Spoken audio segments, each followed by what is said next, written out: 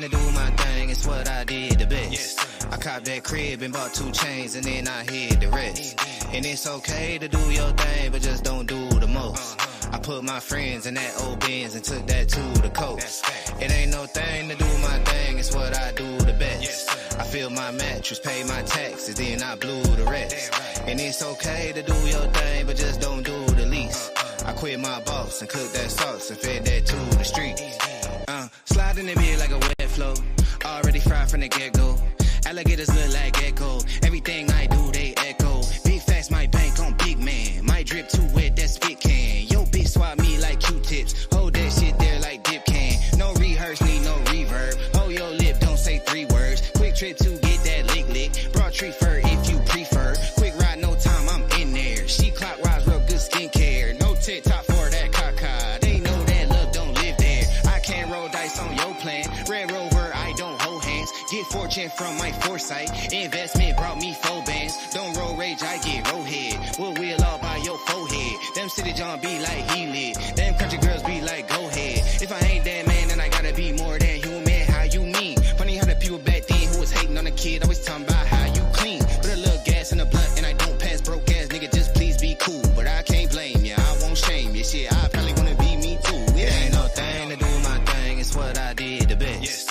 I copped that crib and bought 2 chains and then I hid the rest. And it's okay to do your thing, but just don't do the most. I put my friends in that old Benz and took that to the coast.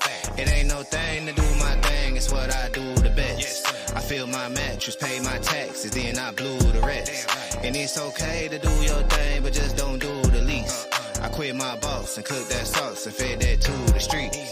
It's no thing, no sweat, I ain't really worried about it too much. Slight work, light work, not work, I ain't really do much. Get it in, ship it out, pivot route, back corner, end zone. Hit her with a best friend, I don't really know about a friend zone. Real time, real talk, fake niggas can't really match that. Put it in the insurance, Uncle Sam can't really tax that. Get the game, learn the game, play the game, sell the game, all that. Never let them tell you what you can't do, gotta change all that. Feeling myself, they be feeling me too. Baby, don't fight the feeling. I've been so high that I'm tryna scale the roof. I'm tryna bite the ceiling. They be on bullshit like a zoo fly. I be too fly to participate. I need everything for the everything. If I fuck with you, get a different rate. Got me fucked up, got me typoed. If you're thinking this shit glucose, winning in it ain't too close. I be flying out to a new coast, and I'm acting like it ain't a big deal.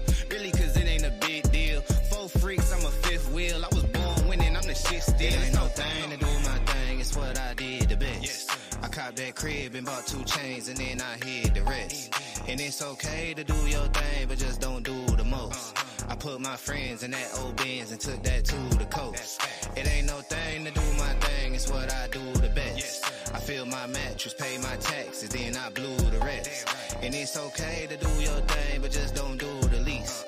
I quit my boss and cooked that sauce and fed that to the streets.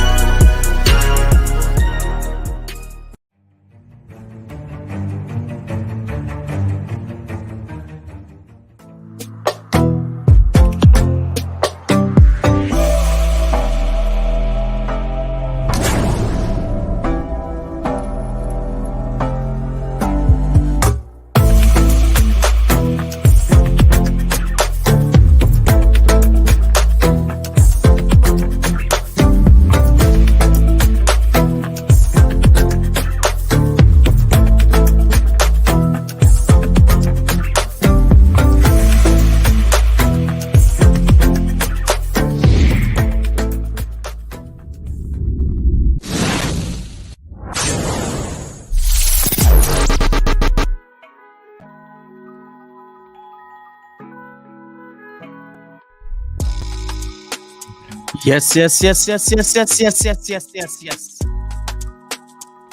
back again. Yes, the dawn in the building, you know what I mean?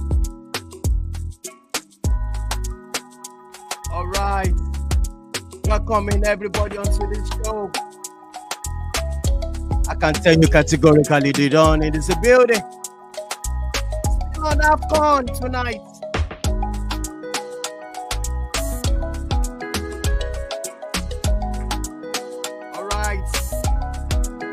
To do what we gotta do.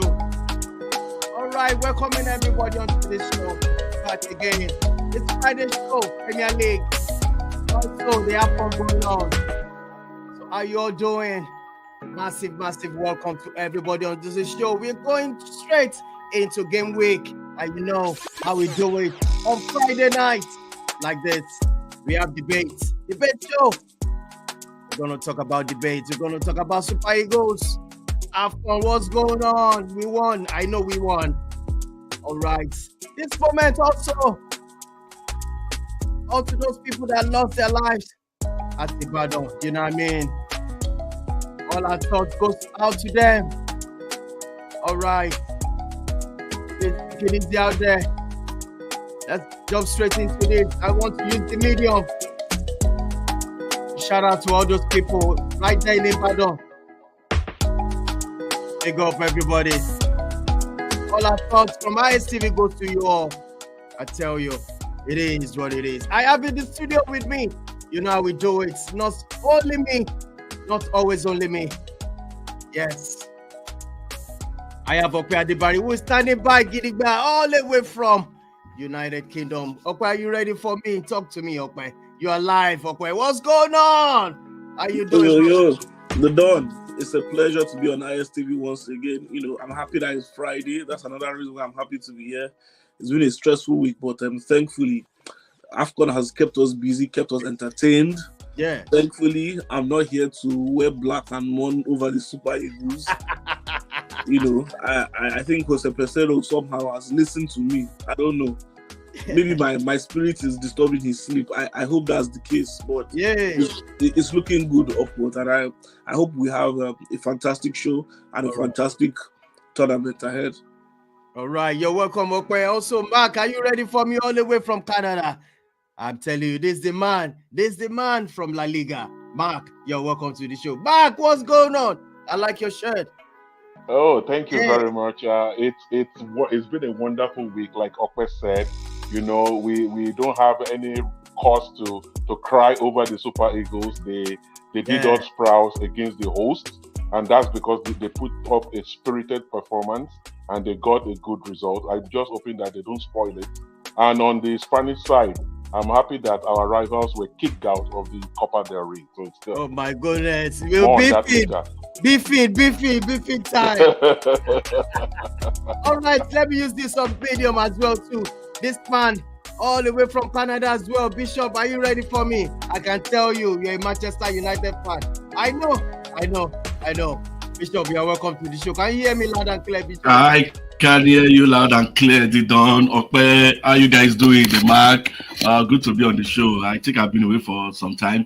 So, lovely week. I've been Asian Cup. Wow, it has been making my daily hours of today in Canada. It was Iraq versus Japan. That was a bloody match. Like I've been having fun with the AFC Asian Cup.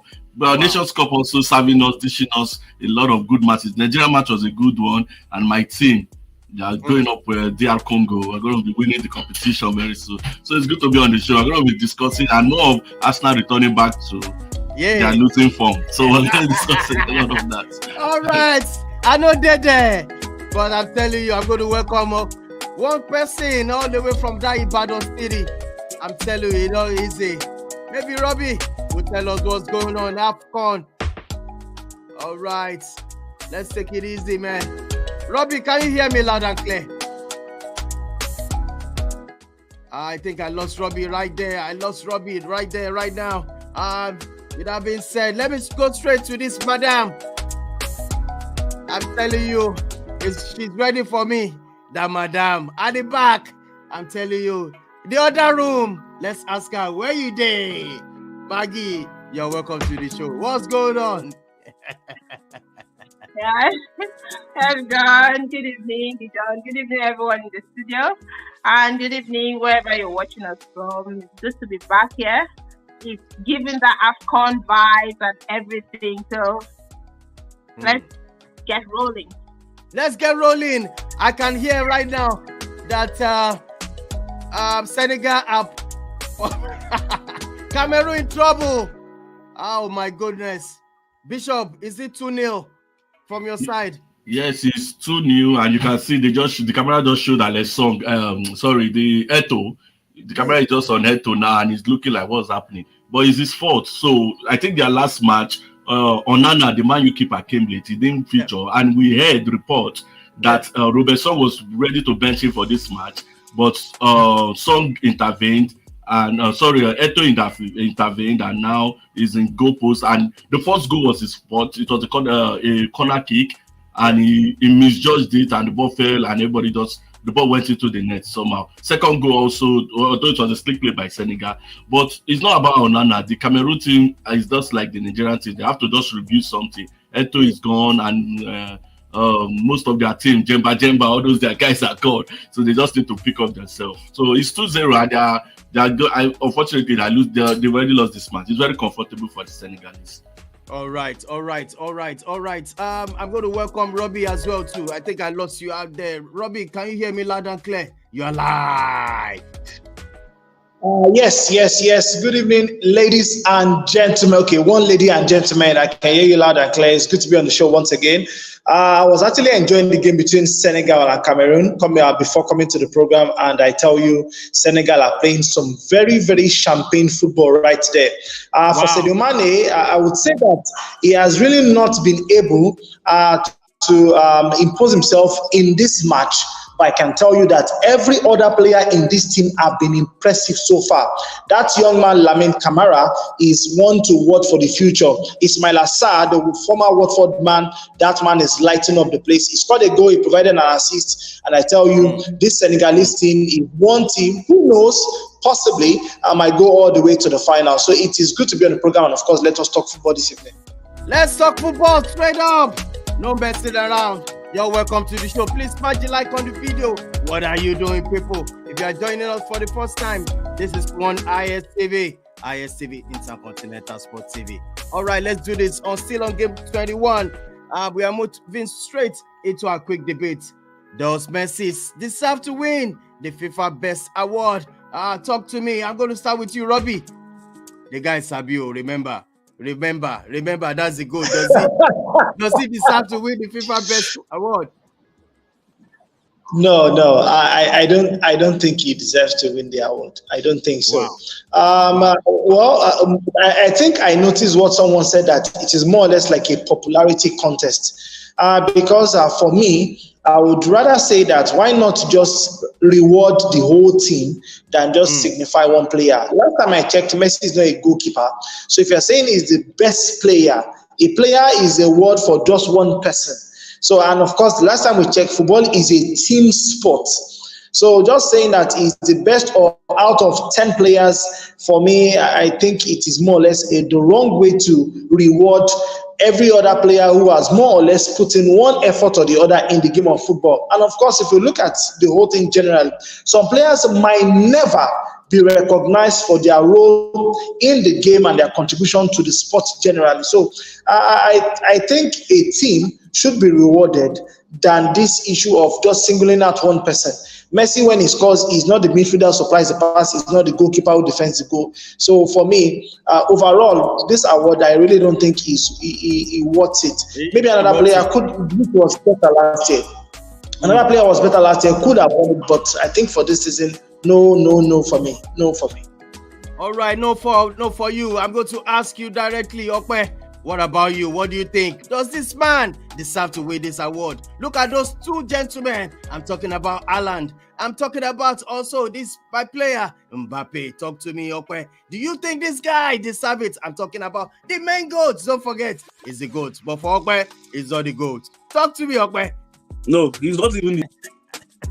I lost Okpe there. What's going on? He doesn't deserve the award, in my own opinion. All right. I think as well there's a bit of politics involved. I think there's a bit of they're also thinking about the commercial aspect, in my own opinion. So I definitely don't agree with it. I think Erling Haaland deserved it. Erling Haaland went into the Premier League the age of 23. His first season in the most competitive league in the world. He broke the record for the number of league goals scored in one season, and he won the treble with Manchester City. That says a lot. And his goal contributions are there. 56 goals in all competitions. He deserved it, and there were trophies to back that up. Mr. Messi here was playing in a far off inferior league, and probably only won this award based on a tournament that lasted for 1 month, 7 games. So yeah, it's the most prestigious trophy. But then again, we are considering a calendar year in football. And I think they need to put more respect and probably more dignity into these awards. If the players would really not be bothered, then they would not even rate it or consider it anymore.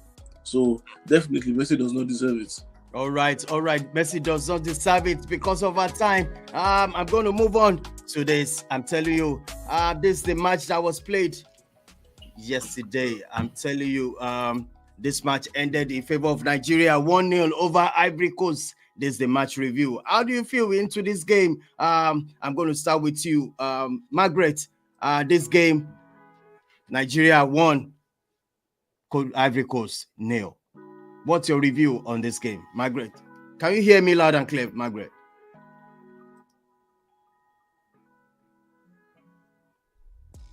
Yes, I can hear you.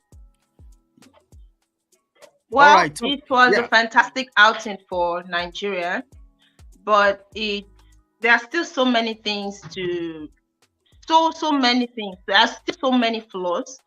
And defensively, I think I give kudos to the Super Eagles of Nigeria. They were disciplined defensively, but they still have a lot of work to do in terms of playing as a team.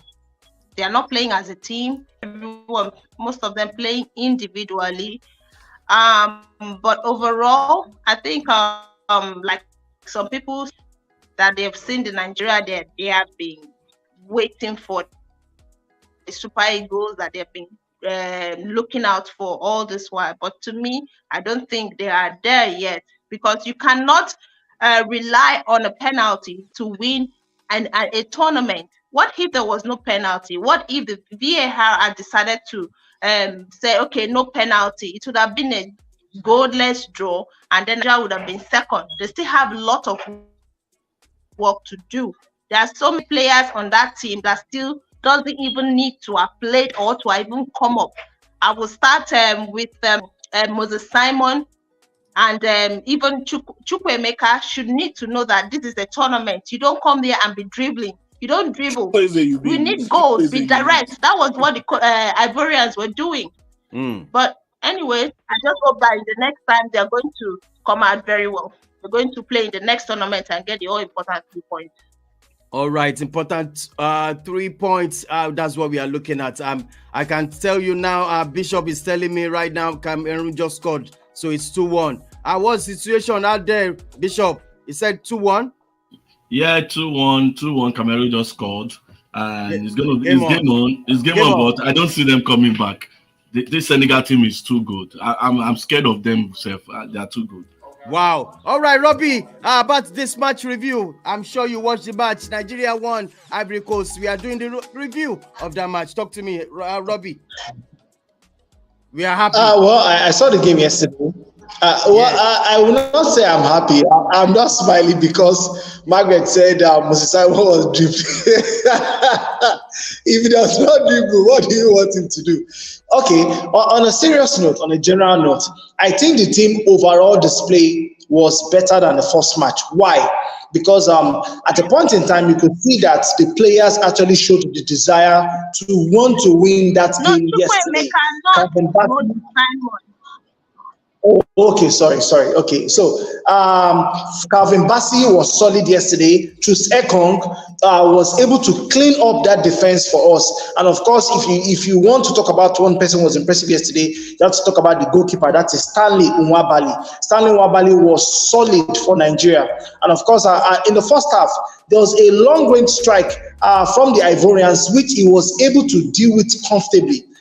And I said yesterday that if it was Francis Uzo, probably all of us would have been on our knees praying and thanking God and probably maybe looking at the net for it to shake in case if the ball went through his hands. But for Stanley Nwabali, it was solid. He was vocal in how he was able to control the defense. For the midfield, it was non-existent yesterday. For Iwobi, it was nowhere to be found. He was just busy running up and down like a headless chicken and what have you. Yeah. For Osimhen's only contribution yesterday was the penalty he won for Nigeria. Aside that, he was also nowhere to be found. He was a little bit jittery. Maybe he was under the pressure of the fact that he's just crowned the African best player, and he needs to deliver at the biggest stage. So I think overall, the team generally showed the desire that they wanted to win, and they were able to get that victory yesterday. But for the tournament, the team really needs to do better, because if they meet the likes of Morocco or Senegal, I tell you, we will indeed need to play for them to get better results. All right. Somebody wants to speak. Somebody wants to talk, and that's Mark. Mark, talk to me. Nigeria won. Cote d'Ivoire, nil. Yeah, so the great achievement of the Super Eagles in this game is that they were able to defeat the host country right in their backyard. That is a wonderful achievement. But like Robbie and Margaret said before me, questions need to be asked. Personally, I have not seen the Super Eagles in a very long time. I have not watched them in a very, very long time. But yesterday, I took out time to want to watch them and see what they could do. After the first half, I was surprised because they put up a spirited performance. They really showed that they wanted to get something out of that game, which they did. But going forward, we must ask ourselves some questions, like the question Robbie just asked. If this Super Eagles team played Morocco, or they played Senegal, or any of those on fire teams out there right now, are they seriously going to win? I doubt it very much. Secondly, they are not looking like champions yet. They are not the finished article. It's just a one-day wonder performance, and we cannot afford to rejoice quickly on it. And knowing the Super Eagles, they can go into the Guinea-Bissau game and mess up. We hope they do not, but it is not yet Uhuru.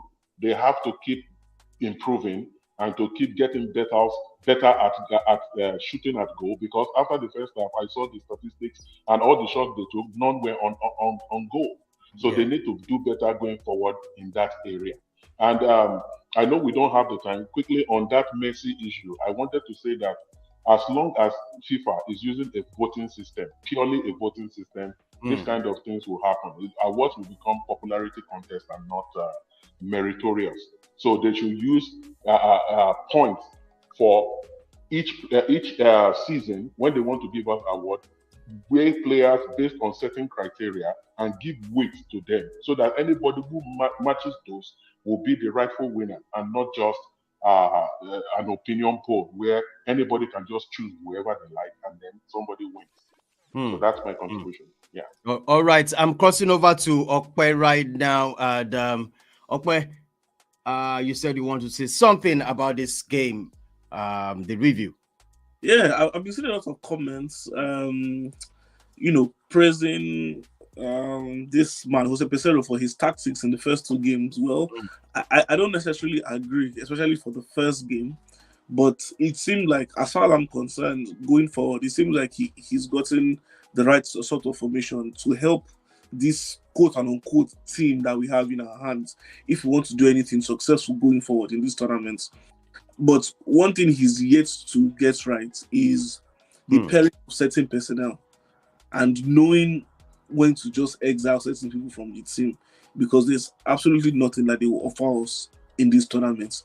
That is talking about Chukwueze, that is talking about Moses Simon, and in my own opinion, Zaidu Sanusi is up and down. He's shaky because in this sort of formation, Zaidu Sanusi has nothing to offer us going forward.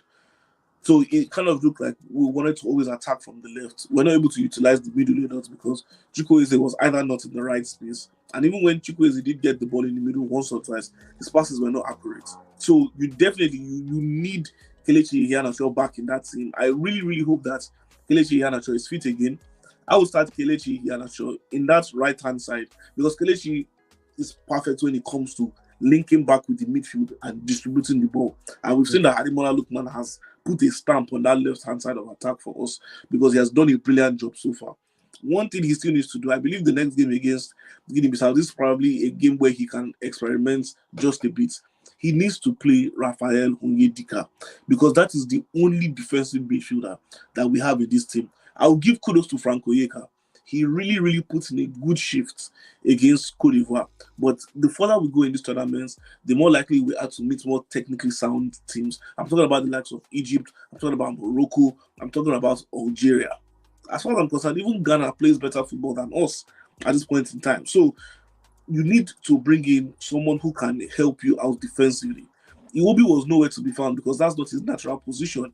He doesn't have the natural traits to perform in that position. He prefers to be on the wings or just to play off the striker.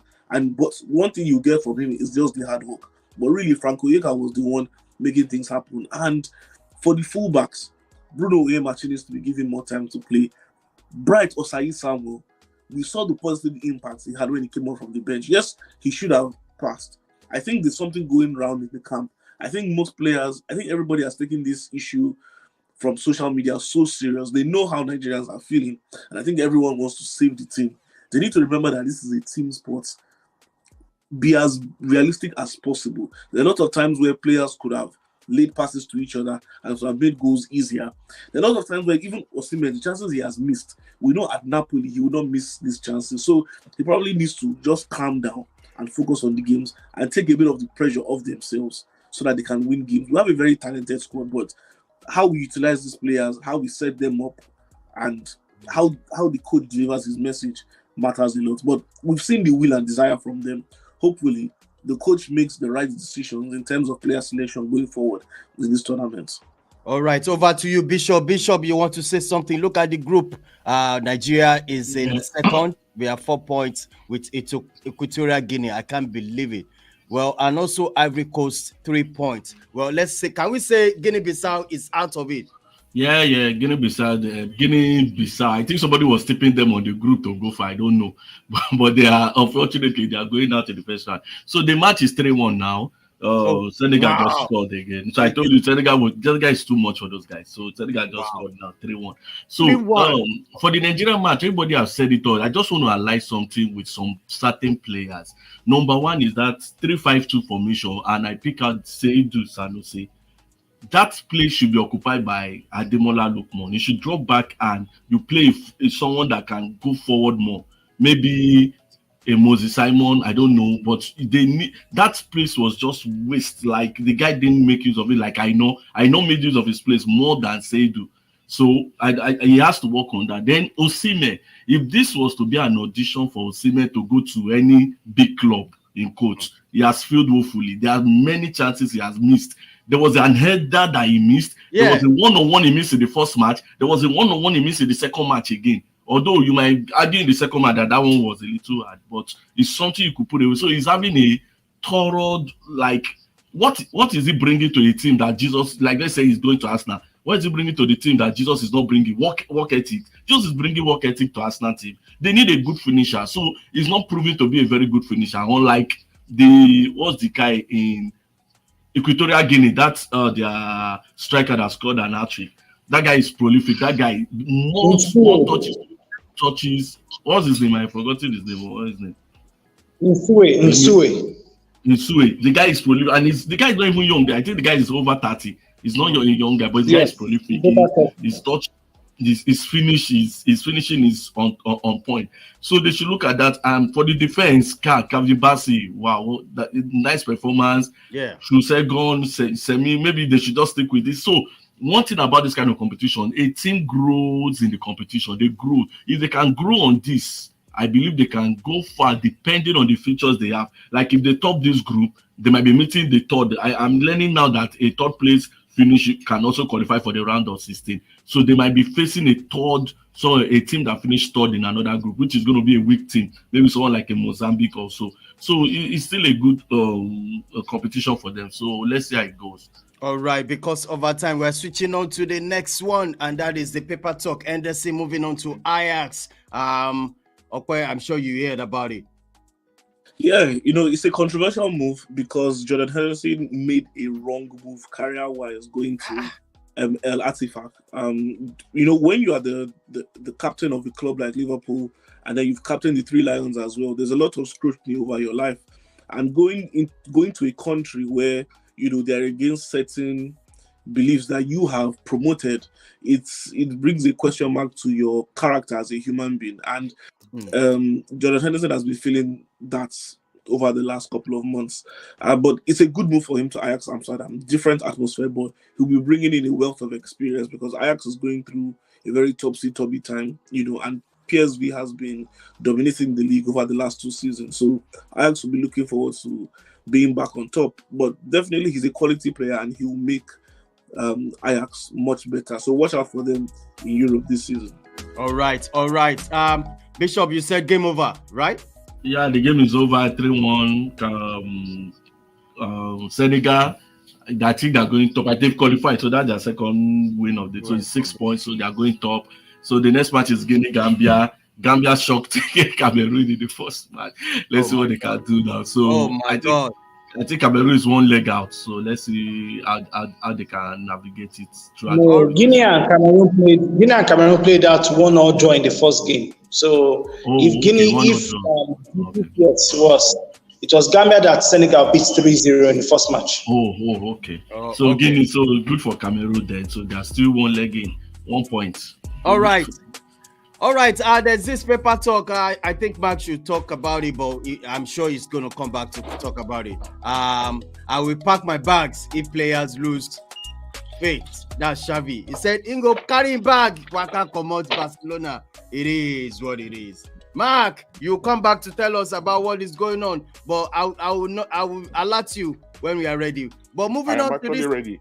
Oh, you're ready. All right, go for it.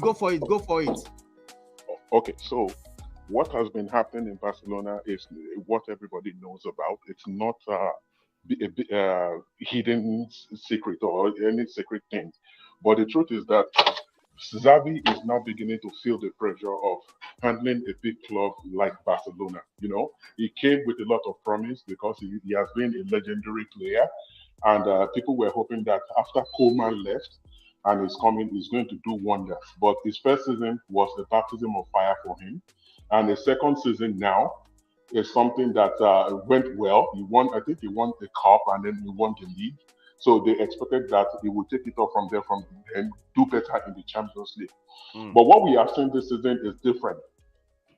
What has happened is that after the end of last season, some players left, especially Sergio Busquets, who is the pivot, and that pivotal role is now lacking.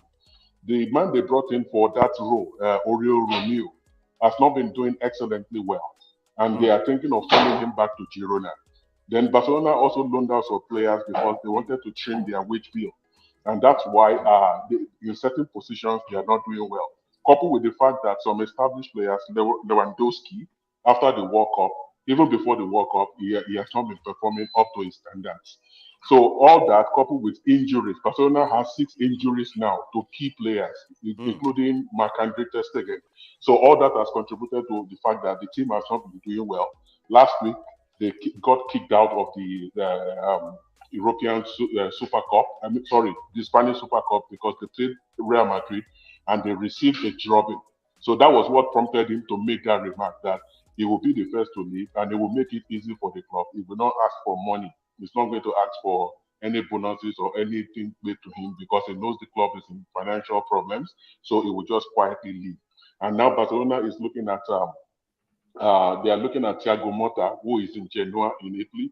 They are also looking at Rafael Marquez, who is the youth team coach.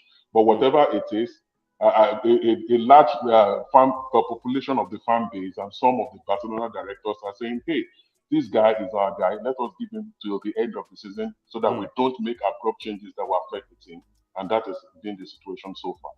All right, thank you so much, Mark. On Barcelona, Xavi, moving on to this man, Bruno Fernandes. In fact, I really want someone, or let's say anybody that wants to contribute, or drop your comments if you are watching this about this man, a Manchester United captain. A lot has been said about him. In fact, there's this comment that came from Gary Neville, says Manchester United's free role hindering attacking play. As Jamie as well, call him a great talent, but not a great player. I'm going to ask you, Bishop, do you want to go for it? Really, Bruno's situation is, for me, so like if Bruno leaves today and they ask, is Bruno a Man U legend or not? Let's say he leaves Man U today. I don't think he's not. I will not use the word thing. He's not a Man U legend. See the way he plays his football. Yes, it's just like Jamie said. He has the talent. He has the everything, the skills, but it's not just consistent. That's number one with him. Number two is his football antics is now getting too much. Everybody is not tired of it. Then number three is like he's not lead. He's not fit to be the leader, and it's not his fault. I blame the form of my guy that dropped for a little time. That's when he sneaked in to become the captain. If not, I don't think Man U will have appointed him as a captain. So for me, is it time for him to leave? Yes, I think he's one of the. If I'm the new coach, he's one of the players I'm going to put on my transfer list to go. Wow. Yes, wow. Because number one, it's going to fetch me more money. That's one. It's going to fetch me more money, and I can get somebody better than him times 3 for cheaper price. Wow. I'm going to ask Robbie. I know you give me an analysis on this, Bruno. What's your talk? What's your take on this, Bruno? It said for Bruno. For Bruno, I cannot say I'm a fan of Bruno. Not for anything, but because having followed United for a very long time. And of course, having watched United play in different eras, and of course, seeing them win the 1999 treble, I can say something for certainty that the captain armband is not something that you just put on the arm of any player who walks on the field. Captaincy signifies strength. Captaincy signifies leadership. Captaincy signifies endurance. Captaincy signifies courage. These are qualities I can wholeheartedly say Bruno Fernandes does not have. At every instances when United needs a leader to lift the team up, even in the face of damning defeat. Yes, every day is not Christmas. Every day may not go your way. But you need somebody to say, you know what, guys, we have tried our best today. Our best was not good enough. Let us go. Let us put in the work. We're going to come back tomorrow and we're going to give the best to the fans because they deserve better. Bruno Fernandes is not that man. And for every single decision that is made on the field, he is always whining, always complaining. This is something you do not see. This is something you do not want from a perceived leader that is supposed to that's supposed to more or less call his men to order. McTominay, leave the referee alone. Let us play our game. Maguire, put in the shift. Let us get this job done. Nobody should complain to the referee. Whatever decision the referee gives, I will go up and I'll talk to him. But you see United players flooding the referee and you're asking, what is going on here? Is there no leader in this camp? And I would quickly equate it to the fact that when you look at, I will still point to the final, that is the miracle of Istanbul. Liverpool were down and out, but we saw what Steven Gerrard did. I watched that game. And by every form of logic, Liverpool had no right whatsoever to equalize and come back into that game. But they did. Because there was a captain, first and foremost, who scored the first goal to lead the fight back. And of course, he was able to inspire every other person around him. Same thing could be said for United's 1999 winning side. United were almost down and out going into the dying minutes of that game. United scored 2 goals in about 3 minutes. And you could see the character in that team. And unfortunately, like I was saying, if you bring out great captains Evra, you're bringing out the Gary Neville, you're bringing out people like Nemanja Vidic. You're bringing out people like Steven Gerrard, bringing out John Terry, you're bringing out captains. This man is not even fit to sit in their midst. So for United, I think going forward, they will need to actually get someone of character. Look at Trust Ekong. He is not just a senior player in the Eagles setup, but look at what he brings to the team. He brings calmness, he brings authority, he brings leadership. He's able to tell his men this is the way forward. And we saw it in that game played yesterday. So for Bruno, like I said, his antics are too much, and the team does not need it at this point in time. At this point in time, Bruno in the mud. Talk to me, Margaret. You say you want to say something about this captain, Bruno Fernandes. Over to you, Margaret. What's your take?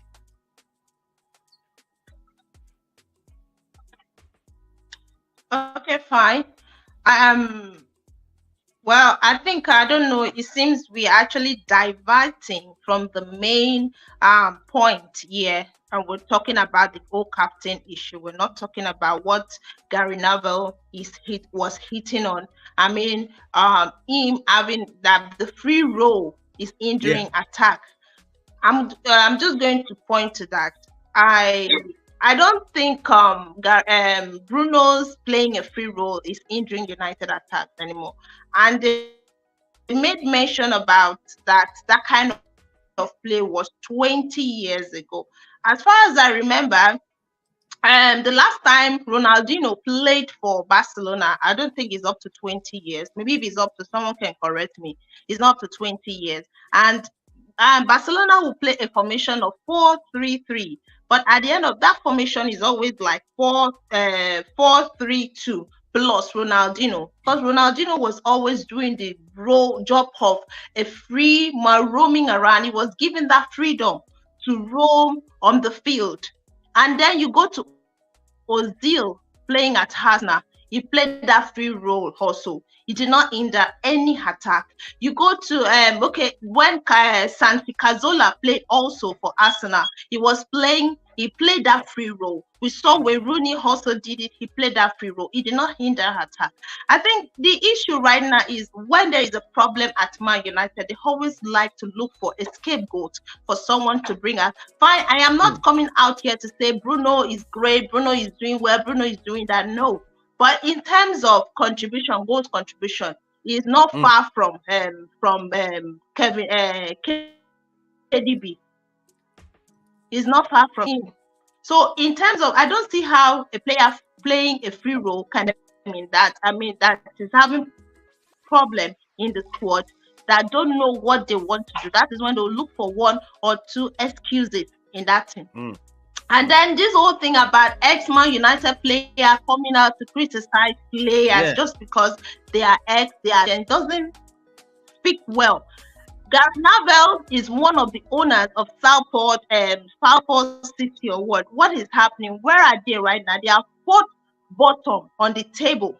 And what is going on? What has it said all this thing? Has it criticized the players or the coach or what is going on in the team? No. I hate it when, because you are ex-United player, you feel you can come out there and criticize the player selling the free role. Okay, if Bruno decided, okay, today I am sticking to a particular role, will it make the team go play well? Will it? No. If Bruno leaves United today, will United team play? Because when things are not put in place, when the right answers are not given to the question, it makes it so annoying. I do not see where Bruno playing a free role. So Gary Neville and Carragher should just go. Should go and sit down. Do something else. Sit down. Yeah. Sorry, Dido, Margaret, you said Bruno is not far from De Bruyne. Or did I hear that one well? Maybe it was a mistake. I want to be sure I heard that statement. Bruno is not far from De Bruyne in what way? Is it attitude or talent or skills? Which one? I'm not sure. I don't know whether she heard you. Because I heard Bruno is not far from De Bruyne. I want us to verify that. Because De Bruno put up the Bruno stats that you put on. He played 20 games this season. Goal contribution. No, I mean, goal contribution. Hold on. Put up Bruno's. In terms of creating chances. Sorry. Okay, all right. Put up Bruno's.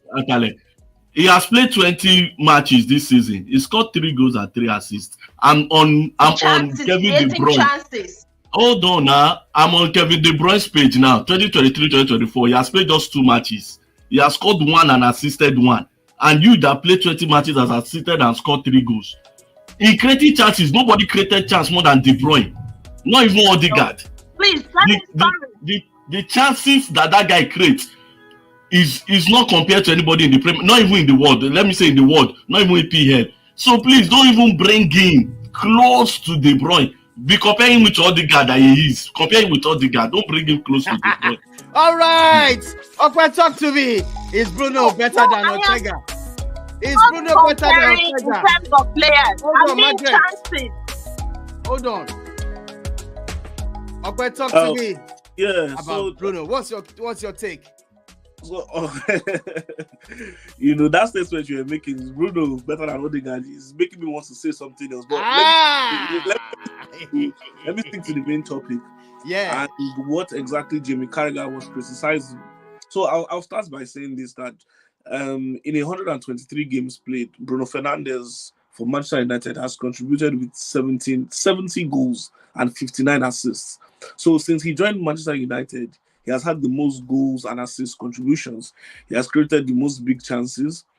He has had the most shots on target. So I think that just goes to show how much of an important player Bruno is to Manchester United. And I can only imagine where United would be right now without Bruno Fernandes. Because as far as I'm concerned, he hit the ground running since he joined the club.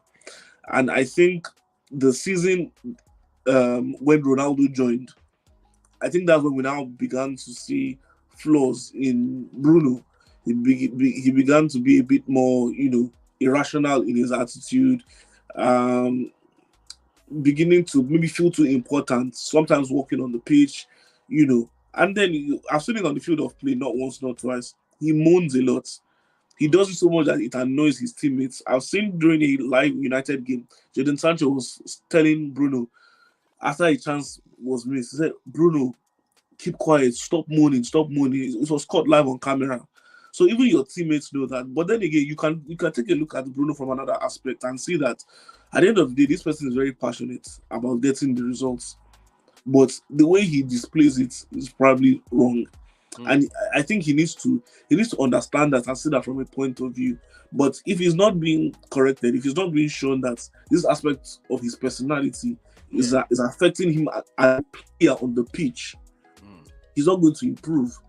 And he's not going to stop whatever he's doing.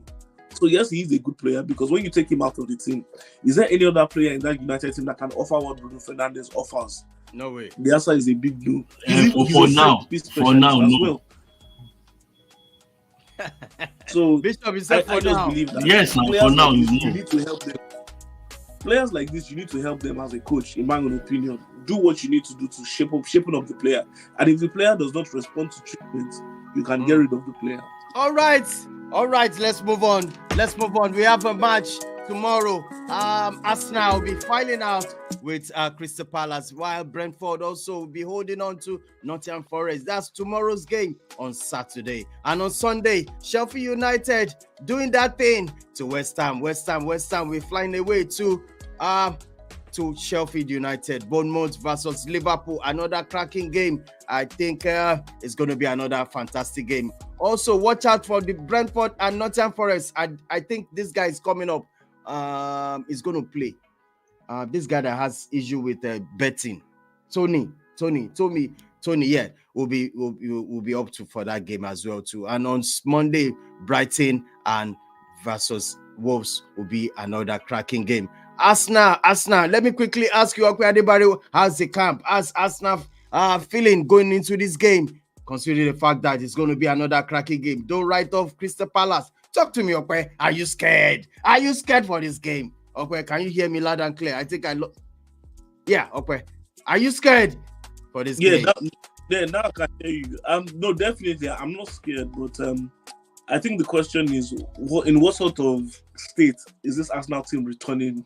You know, they went over for a short break in Dubai, and obviously from the pictures and videos that were posted, it seems like a lot of team bonding was going on, but also a lot of hard work was going on. And I saw a lot of focus on the attack. I saw different combinations of players training together, trying different patterns and whatnot. So I believe the coaches have taken their time to see where things have gone wrong in the first half of the season and see what they can course correct, you know, to impact the second half of the season. But there are positives, first of all, from this short break that was had. Gabriel Jesus is back. You know, he missed the last game, but he's back now. Thomas Partey trained with the first team throughout the time in Dubai, but he was never shown by the media. So I think you can try and say that maybe Arteta and the medical team were a bit smart in terms of making Partey stay and get fit in due time instead of going for AFCON with Ghana, because, you know, if you went for AFCON, there's no how he won't be fielded in the team. So we'll see what happens against Crystal Palace. We'll see if he's on the bench or not, but that's a good positive. Another person who has stepped up his recovery process is Julian Timber, and that's positive. That's positive. And just like I said, I've said before in previous shows, you know, the return of such players like Partey, Timber, Tobiasu, all those things are going to feel like new signings, and they will definitely make a positive impact in the squad when they return. Another person who has returned from injury is Fabio Vieira as well. So it's been a good camp from what I've seen. Competition is high up. The reports that Emil Smith-Rowe was in good form as well during the training camp, but I hope he gets an opportunity to display, you know, what he has in store. So at the end of the day, you're going into the game against Crystal Palace, being coached by Roy Hodgson. They're in good form as well. You know, they're standout players, talking about the likes of Michael Olise, Eberichi Eze. There are two strikers as well, John Philip Mateta and Otin Edouard. They've been in decent form for their level this season. Whenever they've been called upon, this striker has managed to turn up with the goods.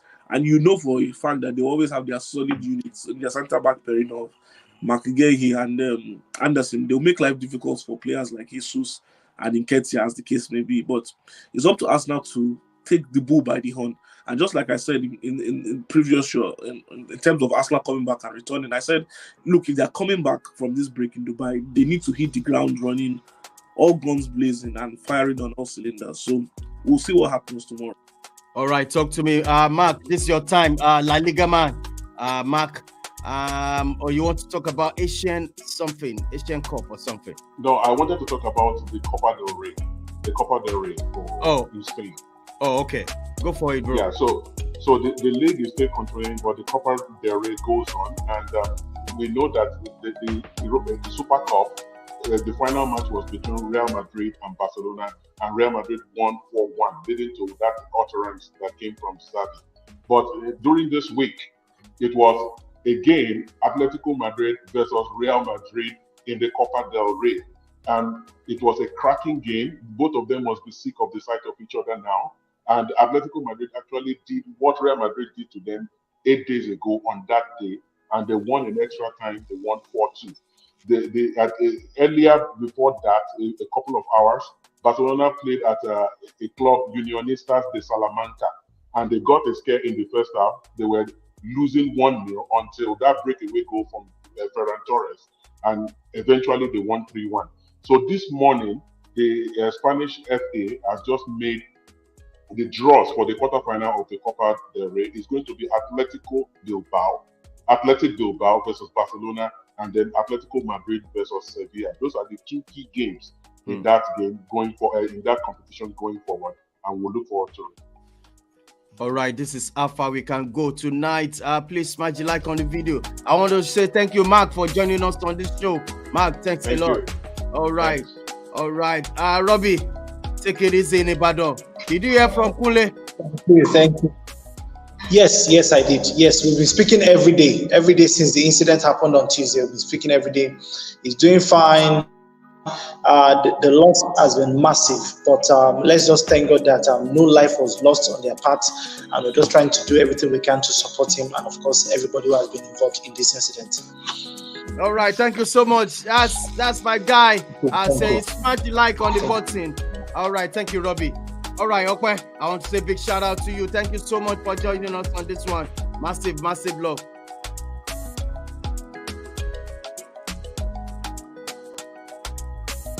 All right, Margaret. Thanks so much for joining us on this one. Massive love. One love. All right. Bishop, can you hear me loud and clear? Yeah, I can hear you. All right. Thank you so much for joining us on this one. Massive love, bro. Thank you. So, tomorrow it's going to be the Asia Cup. It's going to be a very tough match. Korea versus Jordan. Both of them won their first match and they played excellent football. So, South Korea is the favorite for this competition, but Jordan is going to give them a run for their money. Good match. It's going to be early hours in Canada, but in Nigeria, it's going to be like 1 o'clock. So, it's a watch to watch out for. Thank you for having me. Have a lovely weekend. All right. Thank you so much, everybody. Please smash the like on the video. This is how far we can go tonight. I want to say big shout out to you, Yomi. Thanks so much for joining us on this show. On the same time, it's going to be massive on Monday.